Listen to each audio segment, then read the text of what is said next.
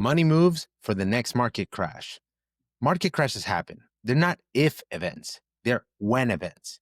The key isn't to avoid them, it's to preparing for them so that you can survive and even thrive through them.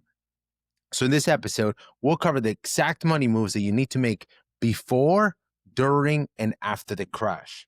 So again, thank you for being here at the Financial Enabler Podcast. Make sure you share it with somebody and hit subscribe. So right now, market volatility is up there. The market is at all-time highs, and whether you choose to sell or stay in the market, that is totally your call.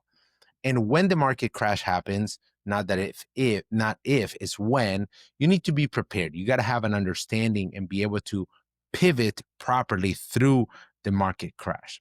So I'm going to give you here, and the first thing is before the market crash hits, you want to be in a position of strength. So how do you do that? You want to build a 6 to 12 month emergency fund. So this is super hard, right? Especially for the people that are getting started, because you want to avoid selling investments. And the reason it's hard is that right now the costs are so high that people are not able to create this fund. So that's going back to the previous episode. This is where having a business and an opportunity to make more money is key, right? So you want to start building this 6 to 12 emergency fund and allocate it to high yield savings accounts, or even the right bond structure or treasuries, so that you can be ready to deploy it when assets go on sale. Okay, so you could diversify it again between bonds, gold, some international exposure in case the stock market falls, or even exploring things like cash value life insurance and other places to keep your money safe. Again, crypto, this doesn't fall in this category, but I want to mention it because people always default to going back to crypto. So if you want to put some in crypto, go ahead. But just know that if the market crash, it may go with it, okay? Just a matter of awareness. So when the market crash hits, emotions spike. People freak out. The news is all over. And a lot of people in that moment start selling.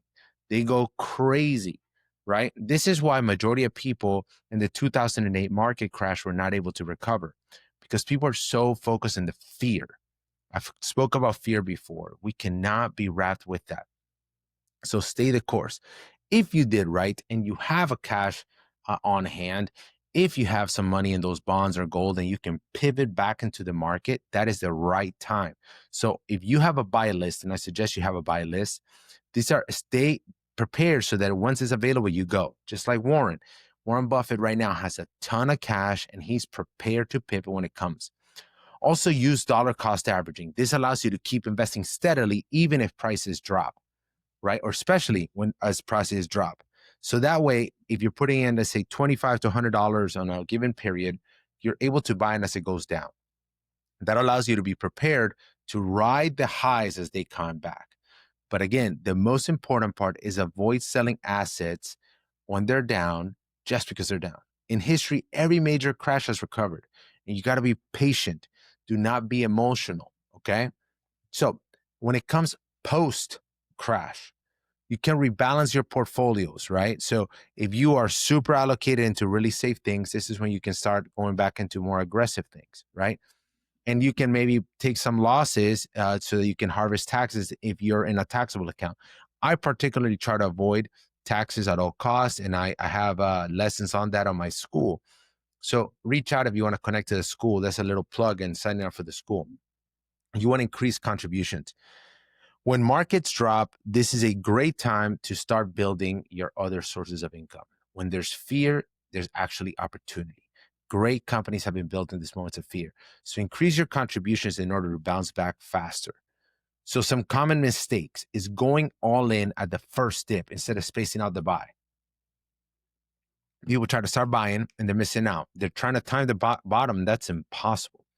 And most importantly, do not sell out of fear and locking in the losses permanently. You got to be aware. You got to be understanding and be patient. We lack patience, especially as Americans, right? Again, when I already mentioned that in 2008, some of my peers ended up selling at the bottom and they never recovered. So again, key action steps as you move forward. Start your cash reserves now. If you do not have them, build them. Start tightening up. This is a great time to tighten up your expenses. Create a buy list for stocks, funds, the real estate you want to buy, understanding how life insurance is going to play into it so that you have access to money quickly, and review your allocation, right? At least quarterly. And if you don't know how to do any of this stuff, please reach out. I'll help you out. Or connect you with somebody. So crashes are not the enemy. They're a moment of opportunity. Being unprepared is a problem. And if you're prepared, if you have a strategy for whenever the crash comes, you guys will be thankful and your family will reap the benefits from years to come. So this is a quick down and dirty for when the market crash happens. I'm not saying it's coming anytime soon, but when the crash happens, you're prepared. Again, follow the Financial Enabler podcast. Let's go.